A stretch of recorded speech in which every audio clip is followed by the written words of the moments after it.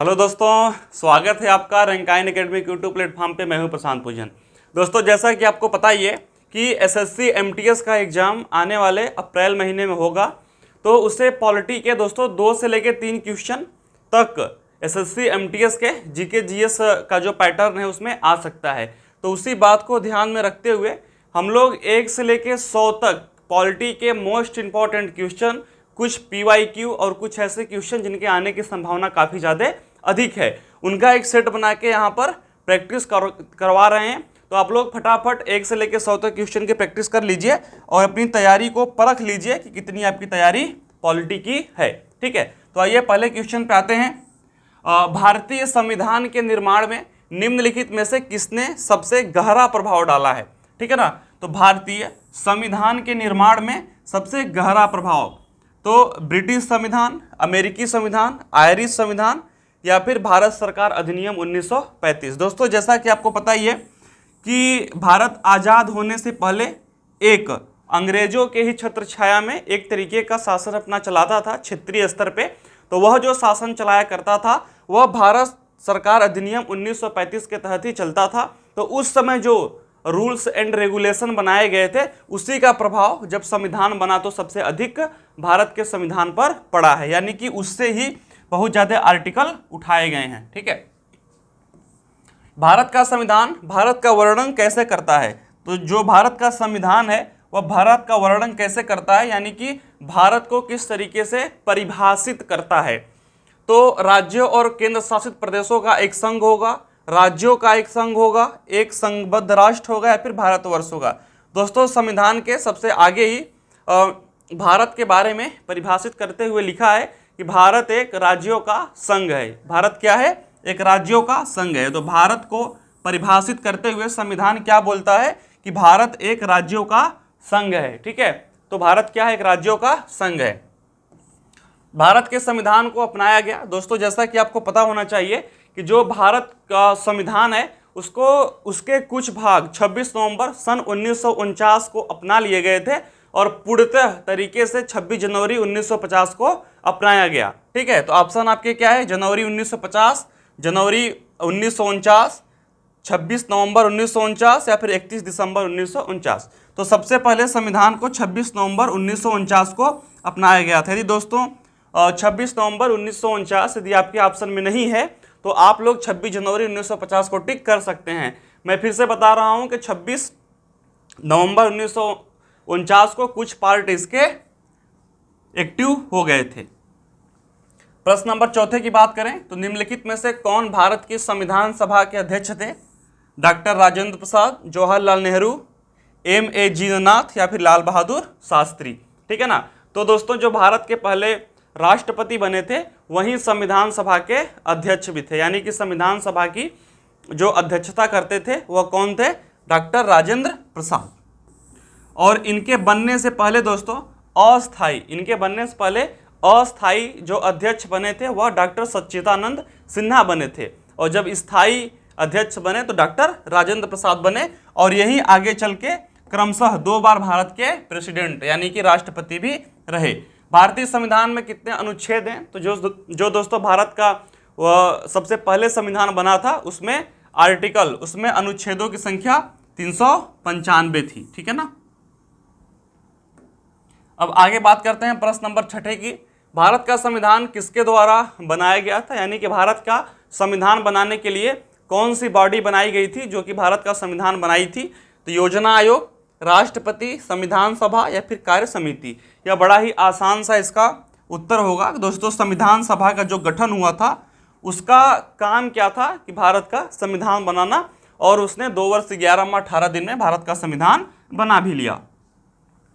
प्रश्न नंबर 7 पे चलते हैं, जिसका वर्णन डॉक्टर B.R. अम्बेडकर ने संविधान के हृदय और आत्मा के रूप में किया है कि यह जो भाग है, यह जो आर्टिकल है, यह संविधान का हृदय और आत्मा है, यानी कि सबसे महत्वपूर्ण है। देखते हैं उन्होंने ऐसा किसके बारे में बोला था? समानता का अधिकार, शोषण के विरुद्ध अधिकार, संवैधानिक उपचारों का आधार या फिर धर्म की स्वतंत्रता का अधिकार। तो दोस्तों डॉक्टर B.R. अम्बेडकर जी ने जिसको भारत के संविधान का हृदय और आत्मा बोला था वह संवैधानिक उपचारों का अधिकार था। तो इस प्रश्न का करेक्ट आंसर क्या होगा? प्रश्न नंबर ऑप्शन नंबर 3। 8वें प्रश्न पर आते हैं। भारत के नियंत्रक एवं महालेखा परीक्षक यानी कि कैग। दोस्तों जो भारत के कैग होंगे उनकी नियुक्ति कौन करेगा? ऑप्शन है आपके प्रधानमंत्री, राष्ट्रपति, वित्त मंत्री या फिर लोकसभा। तो दोस्तों जो भारत के कैग होते हैं, नियंत्रक एवं महालेखा परीक्षा, उनकी नियुक्ति राष्ट्रपति करते हैं, ठीक है ना। उनकी नियुक्ति कौन करता है? राष्ट्रपति करते हैं भारत के। संविधान बनाने वाला पहला देश कौन सा था? पूरे विश्व की बात चल रही है कि संविधान बनाने वाला पहला देश कौन सा था। ऑप्शन है आपके भारत, यूएसए, इंग्लैंड या फिर श्रीलंका। दोस्तों यूएसए का मतलब यहां पर क्या है? अमेरिका। यूएसए का मतलब यहां पर क्या है? अमेरिका। तो प्रश्न नंबर 9 का आंसर क्या होगा? यूएसए, संयुक्त राज्य अमेरिका। इन्होंने सबसे पहले लिखित संविधान बनाया था।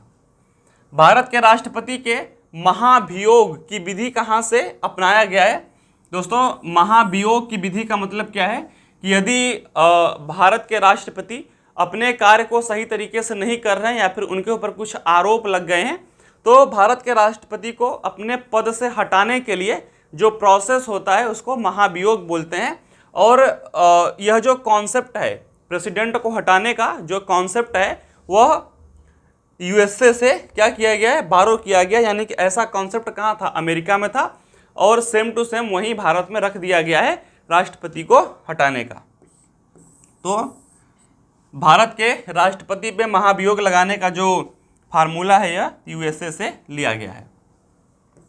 निम्नलिखित में से कौन भारतीय संविधान की प्रमुख विशेषता नहीं है? यानी कि इसमें से कौन सी प्रमुख विशेषता नहीं है भारत के संविधान की, वह हमें चेक करना है। अर्धसंघी, बिल्कुल सही बात है दोस्तों। जो भारत का संविधान अर्धसंघी है, इसको अर्धसंघी इसलिए बोलते हैं क्योंकि जो अधिकार हैं, जो राइट्स हैं, जो पावर हैं, वह केंद्र की तरफ ज़्यादा झुके हुए हैं और राज्यों की तरफ कम झुके हुए हैं। यदि दोस्तों यह दोनों बराबर झुके होते तो इसको संघीय बोलते, अपितु यह केंद्र की तरफ ज़्यादा झुके हुए हैं इसलिए इसको अर्धसंघी बोलते हैं। शक्तियों का पृथक्करण है, बिल्कुल सही बात है। आप लोगों ने देखा होगा केंद्र के स्तर पे, राज्य के स्तर पे और म्युनिसिपैलिटीज जो पंचायतें होती हैं उनके स्तर पे जो शक्तियां हैं वो विभाजित हैं। सिर्फ फैसले लेने का अधिकार केंद्र के पास नहीं है, राज्यों के पास भी है और जो आपकी म्युनिसिपैलिटीज होती हैं उनके पास भी होता है। तो यह भी करेक्ट ऑप्शन है और यह भी करेक्ट ऑप्शन है। मौलिक अधिकार, बिल्कुल सही बात है दोस्तों। आर्टिकल 12 से लेकर 35 तक भारत के संविधान में मौलिक अधिकार का जिक्र है। अभिजात वर्ग, भारत के संविधान में दोस्तों समानता का अधिकार दिया गया है कि किसी व्यक्ति को उसके जाति, उसके धर्म, उसके क्षेत्र, उसके आर्थिक स्थिति के आधार पर कोई भी डिस्क्रिमिनेशन, भेदभाव नहीं किया जाएगा। तो अभिजात वर्ग के लिए कोई विशेष सुविधा नहीं है, यह भारत का संविधान किसी को अधिकार नहीं देता। अब हमसे विशेषता नहीं है पूछा गया है तो डेफिनेटली नहीं है का आंसर 4 होगा। तो प्रश्न नंबर 11वें का आंसर 4 होगा। बात करते हैं संप्रभु संसद की अवधारणा का जन्म कहां से हुआ। दोस्तों संप्रभु का अर्थ क्या होता है कि हम अपने फैसले लेने के लिए आज़ाद हैं। यानी कि भारत की जो संसद है वह जब अपने फैसले लेगी तो वह किसी और देश के प्रभाव में नहीं लेगी, कि वह अपने फैसले लेने के लिए क्या है? आज़ाद है, उसे किसी से पूछने की जरूरत नहीं पड़ेगी। तो इंग्लैंड, भारत, फ्रांस और जापान। दोस्तों संप्रभु संसद की अवधारणा का जन्म कहाँ से हुआ था? इंग्लैंड से हुआ था। इंग्लैंड की संसद क्या है? बहुत ही ज़्यादा स्ट्रांग है, ठीक है ना। तो प्रश्न नंबर 12वें का आंसर क्या है? इंग्लैंड है। बात समझ में आई? तो अब बात करते हैं दोस्तों, अब बात करते हैं प्रश्न नंबर 13वें की। प्रश्न नंबर 12वें का आंसर क्या है? इंग्लैंड है, ठीक है। तो 13वां क्या है? भारतीय संविधान का निर्माता किसे माना जाता है? तो दोस्तों भारतीय संविधान का निर्माता किसे माना जाता है? महात्मा गांधी, बी.आर. अंबेडकर, जवाहरलाल नेहरू एंड बी.एन. राव। तो दोस्तों जो भारत का मौलिक अधिकार है आर्टिकल 12 से 35, इसको बनाने का जो श्रेय है सबसे अधिक डॉक्टर बी.आर. अंबेडकर जी को दिया जाता है और इन्हें ही भारत के संविधान का निर्माता भी कहा जाता है। तो प्रश्न नंबर 13वें का आंसर क्या होगा? डॉक्टर बी.आर. अंबेडकर। अब प्रश्न नंबर 14वें पे चलते हैं। भारत के संविधान में समवर्ती सूची को किस संविधान से अपनाया गया है? दोस्तों समवर्ती सूची का तात्पर्य क्या है? भारत में 3 प्रकार की सूची है, एक केंद्र, एक राज्य और एक समवर्ती। ठीक है ना। केंद्र सूची का तात्पर्य क्या है कि कुछ मामले केंद्र देखेगा, कुछ मामलों पे कानून बनाने का अधिकार राज्य को है और कुछ मामले पर केंद्र और राज्य दोनों अधिकार बना सकते हैं, तो उसको समवर्ती सूची बोलते हैं। दोस्तों, जो समवर्ती सूची का कॉन्सेप्ट है यह ऑस्ट्रेलिया के संविधान से लिया गया। यह दोस्तों मोस्ट इंपॉर्टेंट प्रश्न है कि समवर्ती सूची जो है वह ऑस्ट्रेलिया से भारत में जोड़ा गया है। संविधान निर्माताओं की सोच और विचार इसमें परिलक्षित होते हैं कि भारत का संविधान किस तरीके का बनेगा, भारत का संविधान किस तरीके का बनेगा। जो ऐसी सोच और विचार है दोस्तों, यह भारत के संविधान में प्रस्तावना में ही दिख जाता है कि हम भारत के लोग भारत को एक प्रभुत्व, संपूर्ण प्रभुत्व संपन्न, लोकतांत्रिक, धर्मनिरपेक्ष, गणतंत्रात्मक राज्य बनाने की घोषणा करते हैं। ठीक है ना। तो जो संविधान किस तरीके का बनेगा, जो उसकी सोच है वह प्रस्तावना में ही दिख जाती है। अगले प्रश्न पर चलते हैं। भारत सरकार के किस अधिनियम ने पहली बार विधायिका में कुछ निर्वाचित प्रतिनिधियों की अनुमति दी? दोस्तों, उससे पहले जो विधायिका में लोग बैठते थे वह जो ईस्ट इंडिया कंपनी थी या फिर ब्रिटिश गवर्नमेंट थी उसके ही चुने हुए लोग वहां पर बैठते थे। लेकिन भारत सरकार अधिनियम 1909, भारत सरकार अधिनियम 1909 में ऐसा प्रावधान किया गया कि कुछ निर्वाचित, यानी कि आप खड़े होइए और इलेक्शन जीत के आइए और आप विधायिका में बैठिए, यह जो छूट मिली थी वह भारत सरकार अधिनियम 1909 में मिली थी। ठीक है। बात करते हैं प्रश्न नंबर 17वें की, एकात्मक और संघीय। एकात्मक का मतलब क्या होता है कि सारी शक्तियां, सपोज करिए यदि भारत के स्तर पे बात करें तो सारी शक्तियां केंद्र के पास हैं, और संघीय की बात करें दोस्तों तो राज्य और केंद्र दोनों के पास हैं। सरकारों के वर्गीकरण का आधार क्या है? विधायिका और कार्यपालिका के बीच संबंध।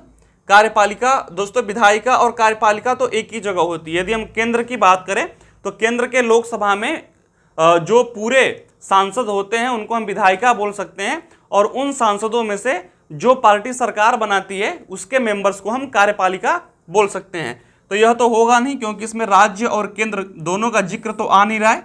ठीक है। कार्यपालिका और न्यायपालिका के बीच संबंध। दोस्तों, न्यायपालिका तो एकात्मक है पूरे देश की।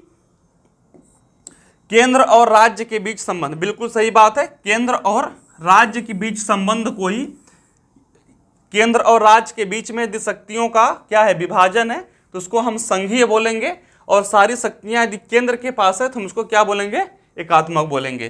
तो प्रश्न नंबर 17 में आंसर क्या हो जाएगा, थर्ड हो जाएगा। भारतीय संविधान दोस्तों क्या है, अर्ध संघीय है, क्योंकि मैंने पहले ही बताया कि जो शक्तियों का विभाजन है, जो सेपरेशन ऑफ पावर है, वह केंद्र की तरफ ज्यादा बेंट है। ठीक है ना, वह केंद्र की तरफ ज्यादा झुका हुआ है कंपेयर टू स्टेट, इसलिए इसको क्या बोलेंगे, इसको अर्ध संघीय बोलेंगे। यदि दोनों में यदि इक्वल डिवाइड होता तो हम उसको क्या बोलते, उसको हम संघीय बोलते। ठीक है। तो क्वेश्चन नंबर 18 का आंसर क्या हो जाएगा, अर्ध संघीय। अब बात करते हैं दोस्तों, राज्य के पास क्या है, केवल बाहरी संप्रभुता, केवल आंतरिक, या फिर दोनों, बाहरी और आंतरिक संप्रभुता दोनों। तो दोस्तों राज्य के पास आंतरिक और बाहरी संप्रभुता दोनों होती है। ठीक है ना।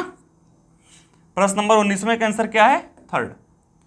बात करते हैं कि भारत सरकार अधिनियम 1935 आधार था, Simon Commission, Lord Curzon Commission, डिमिटर्व थीसिस, लॉर्ड क्लाइव का रिपोर्ट। तो दोस्तों जब 1919 में मॉन्टेग्यू चैम्सफोर्ड सुधार हुआ था तो उसमें बोला गया था कि 10 वर्षों के बाद फिर से एक कमेटी ब्रिटिश से, यानी कि इंग्लैंड से भारत आएगी, और 1919 में जो अधिकार भारतीयों को दिए गए हैं उनके कार्यों की देख रेख करने के बाद फिर उनको अधिकार दिए जाएंगे। उसके आधार पे साइमन कमीशन का गठन हुआ था कि 1919 में जो कार्य भारतीयों को मिले थे क्या वो अच्छे से कर पाए कि नहीं कर पाए। तो उसके आधार पे साइमन कमीशन ने जो रिपोर्ट भारत में देखी वो जाके इंग्लैंड में दिया, और दोस्तों उसी के आधार पे एक ग्राउंड टेबल मीटिंग हुई थी। ठीक है ना, वह 3 मीटिंग हुई थी, पहली, दूसरी और तीसरी, 30, 31, 32। उसी आधार पे 1935 में भारतीयों को छूट मिला और भारतीयों को आंतरिक स्तर पे सरकार बनाने की आज़ादी मिली। भारत सरकार अधिनियम 1935 उसी को कहते हैं। उसका आधार क्या था, साइमन कमीशन ने ही पहले तो ग्राउंड टेबल मीटिंग बुलवाई, फिर इसके बाद जो भारतीयों को अधिकार मिला तो 1935 का भारत सरकार अधिनियम साइमन कमीशन की रिपोर्ट के आधार पर ही था। भारत सरकार अधिनियम 1935 को बंधन का एक नया चार्टर किसने वर्णित किया? तो दोस्तों पंडित जवाहरलाल नेहरू ने। जो भारत सरकार या फिर भारत शासन अधिनियम 1935 था उसके अकॉर्डिंग किस तरीके से काम होगा उसका जो ब्यौरा है वह पंडित नेहरू ने बनाया था। तो 21 का आंसर क्या होगा? थर्ड। भारतीय संविधान का संरक्षक कौन है? दोस्तों भारत का जो संविधान है आप लोगों ने देखा होगा कि संविधान के खिलाफ यदि कुछ बदलाव होता है तो सुप्रीम कोर्ट उसे खत्म कर देती है। जैसे कि जो किसानों के लिए 3 कानून आए थे, ठीक है ना, जो किसानों के लिए ट्रिपल कानून आए थे उसको सुप्रीम कोर्ट ने अवैध घोषित कर दिया। और सुप्रीम कोर्ट ही दोस्तों यदि आर्टिकल के बीच में कोई कंफ्यूजन होता है तो उसको परिभाषित करने का अधिकार भी सुप्रीम कोर्ट के पास ही होता है। तो इससे डेफिनेटली यह बात प्रूफ हो गई कि भारतीय संविधान का जो संरक्षक है वह कौन होता है? भारत के मुख्य न्यायाधीश होते हैं, ठीक है ना। केशवानंद भारती के बाद सुप्रीम कोर्ट ने अपनी पावर और ज्यादा बढ़ा ली थी। तो प्रश्न नंबर 22वें का आंसर क्या हो जाएगा कि संविधान का संरक्षक कौन है? भारत के मुख्य न्यायाधीश।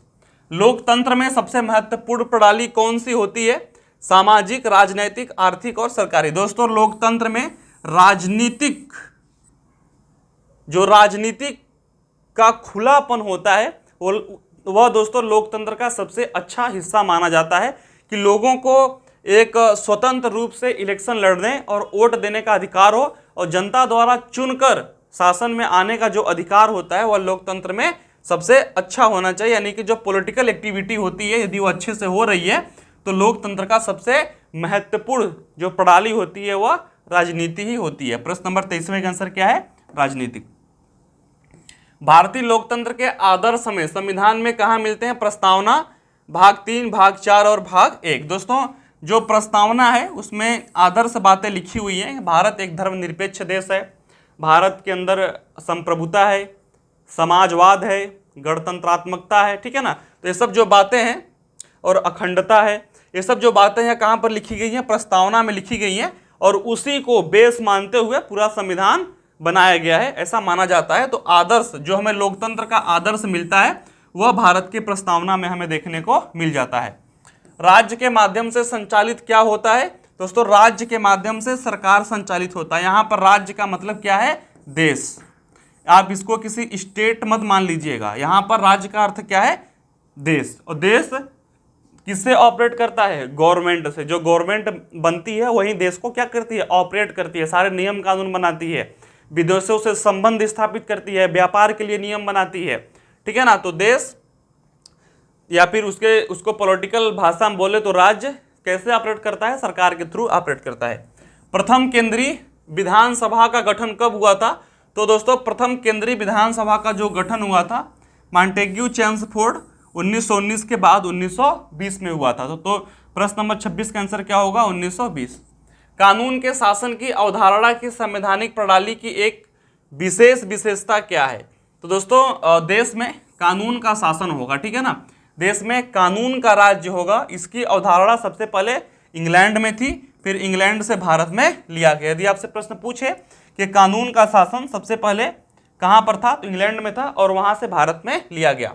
लोकप्रिय वीटो द्वारा संविधान में संशोधन की विधि पाई जाती है। दोस्तों यदि राष्ट्रपति चाहे तो संशोधन में वीटो लगा सकता है। यह जो सिस्टम है वीटो लगाने का, ठीक है ना, जैसे आप लोग को पता ही होगा कि लोकसभा राज्यसभा से पास होने के बाद कोई विधेयक प्रेसिडेंट के पास जाता है और प्रेसिडेंट के पास कुछ वीटो पावर होती है, जैसे कि पॉकेट वीटो हो गया, यदि वो चाहे तो उसको भेजे ही ना, वो एक अलग कहानी है। लेकिन आप लोग समझ लीजिए यह जो वीटो का सिस्टम होता है यह दोस्तों स्विट्जरलैंड, एक खूबसूरत सा देश स्विट्जरलैंड से भारत के संविधान में लिया गया है लोकप्रिय वीटो द्वारा।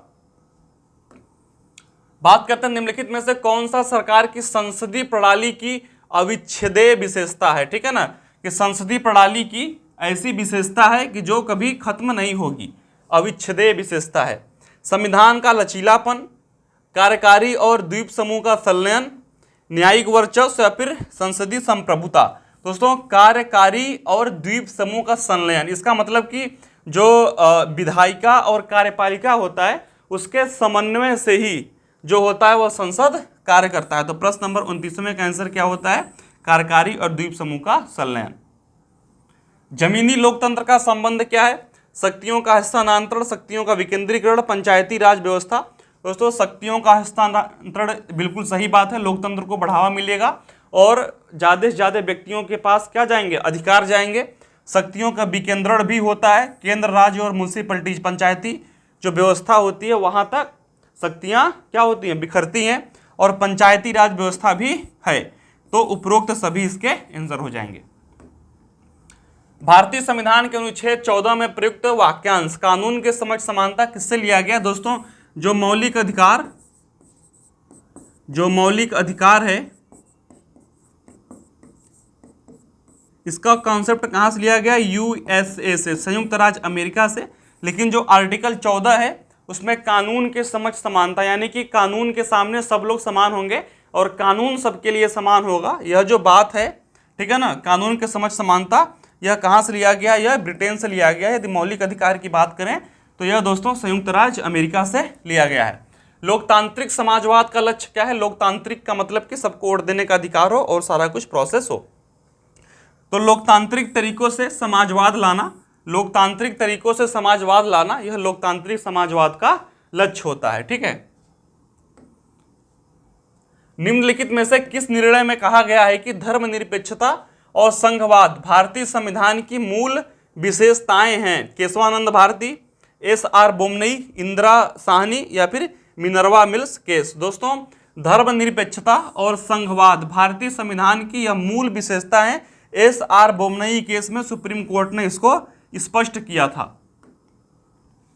सार्वभौमिक वयस्क मताधिकार, यानी कि जो लोग वयस्क हैं, जो वोट देने के उस प्रॉपर एज को क्रॉस कर गए हैं, उनको वोट देने का अधिकार है, से पता चलता है कि भारत एक ऐसा देश है जो कि क्या है? लोकतांत्रिक है। ठीक है ना, क्योंकि यहाँ पर सबको वोट देने और सबको इलेक्शन लड़ने का, यानी कि सरकार बनाने और सत्ता में आने का अधिकार है। निरंकुशता का अर्थ क्या है? कि जो व्यक्ति निरंकुश हो जाए, कुछ के द्वारा शासन, राजा के द्वारा शासन, एक के द्वारा पूर्ण शासन या फिर लोगों के प्रतिनिधियों द्वारा शासन। दोस्तों जब निरंकुशता बढ़ती है तो एक व्यक्ति सरकार पे काबिज हो जाता है कि एक ही व्यक्ति शासन चलाएगा। ठीक है ना, तो निरंकुशता का अर्थ क्या है? कि एक के द्वारा ही पूर्ण शासन होगा, वह जो बोलेगा वही सच होगा, यानी कि आप इसको हिटलर से कंपेयर कर सकते हैं। संवैधानिक राजतंत्र का अर्थ क्या होता है?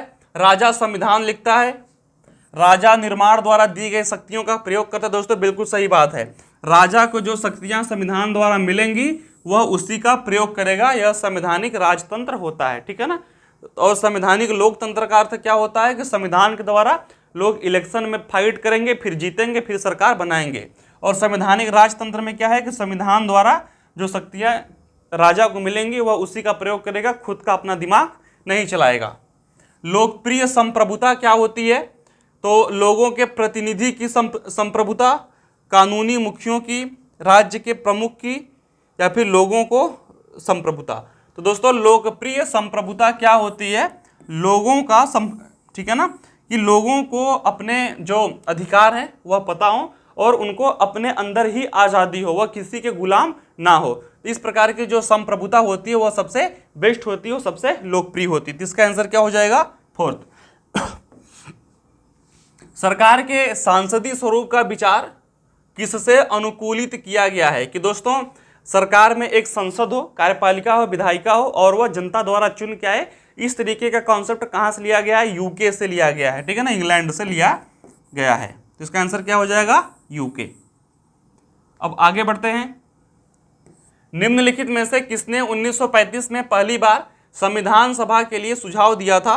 नेहरू, गांधी, नारायण या फिर एम.एन. राय। दोस्तों संविधान सभा के कानूनी लीगल एडवाइजर कौन थे? एम.एन. राय जी थे। और 1935 में सबसे पहले एक संविधान सभा बनाई जाए और उसके आधार पर भारत का संविधान का निर्माण हो, यह भी सुझाव एम.एन. राय ने सबसे पहले दिया था। अब प्रश्न नंबर 40वें की बात करते हैं। देश का नाम जहां से संशोधन के लिए प्रक्रियाओं की संवैधानिक विशेषता भारत द्वारा उधार ली गई है। दोस्तों दक्षिण अफ्रीका। ठीक है ना, जो नाम वहां में चेंज होता है, जैसे कि राज्यों के नाम बदल दिए, दो को जोड़कर एक कर दिए, इस प्रकार के जो संशोधन है वह दक्षिण अफ्रीका से कॉन्सेप्ट लिया गया है। निम्नलिखित में से किस देश से भारतीय संविधान में लिखित संविधान की विशेषता ली है दोस्तों?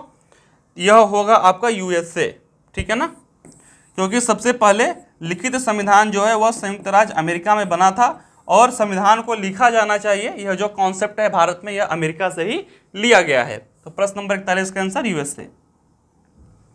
निम्नलिखित में से किस अधिनियम में भारत में शासन का क्षेत्रीय विभाजन किया गया? दोस्तों जो शासन है वह सिर्फ केंद्र स्तर पर ना होके वह क्षेत्र स्तर पर भी हो, इस प्रकार का जो कॉन्सेप्ट है वह भारत सरकार अधिनियम 1858 के आधार पर लिया गया।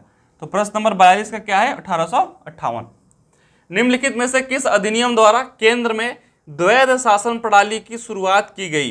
दोस्तों 1909 में थोड़ी सी आज़ादी मिली कि प्रतिनिधि चुनकर क्या है विधायिका में बैठ सकते हैं, और 1919 में जो हमारे राज्य थे उनको दो भागों में बांट दिया गया, यानी कि राज्यों में द्वैध शासन लगा दिया गया।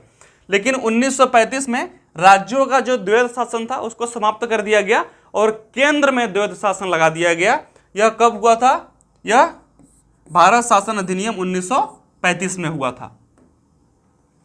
भारत की संविधान सभा ने किस वर्ष कार्य करना शुरू किया? दोस्तों संविधान सभा का गठन 1946 में हुआ था और पहली बार 9 दिसंबर को यह संविधान सभा बैठी थी। निम्नलिखित में से किस अधिनियम में मुस्लिमों के लिए अलग निर्वाचन मंडल की शुरुआत हुई? दोस्तों 1909 के अधिनियम में मुस्लिमों के लिए अलग निर्वाचन मंडल की इसको शुरुआत हुई, ठीक है ना। इसको सांप्रदायिक निर्वाचन भी इसको बोलते हैं कि धर्म के आधार पर निर्वाचक मंडल अलग किया गया। तो 45 का 1909 हो गया। पंचायती राज के कार्यों की समीक्षा के लिए 1977 में नियुक्त समिति की अध्यक्षता किसने की थी? दोस्तों अशोक मेहता ने 1977 में पंचायती राज के कार्यों की समीक्षा के लिए जो समिति बनी थी उसकी अध्यक्षता की थी। निम्नलिखित में से किस अनुच्छेद को आपातकाल के दौरान भी निलंबित नहीं किया जा सकता? दोस्तों इमरजेंसी के टाइम में जो मौलिक अधिकार का आर्टिकल 20 और 21 है उसको इमरजेंसी के टाइम में भी निलंबित नहीं किया जा सकता और सबको निलंबित किया जा सकता है। भारत के संविधान के किस अनुच्छेद के अनुसार मंत्रिपरिषद सामूहिक रूप से लोकसभा के प्रति उत्तरदायी होते हैं? दोस्तों आर्टिकल 75, ठीक है ना। आर्टिकल 75 जो है वह क्या बोलता है कि जो मंत्रिपरिषद है, जो कार्यपालिका में मंत्रिपरिषद है वह लोकसभा के प्रति उत्तरदायी रहेगा और इंडिविजुअल तरीके से प्रेसिडेंट के प्रति मंत्री उत्तरदायी होते हैं और सामूहिक रूप से लोकसभा के प्रति उत्तरदायी होते हैं। यह आर्टिकल 75 में लिखा गया है। बात करते हैं भारतीय प्रशासनिक सेवा और भारतीय पुलिस सेवा यानी कि आईएएस और आईपीएस।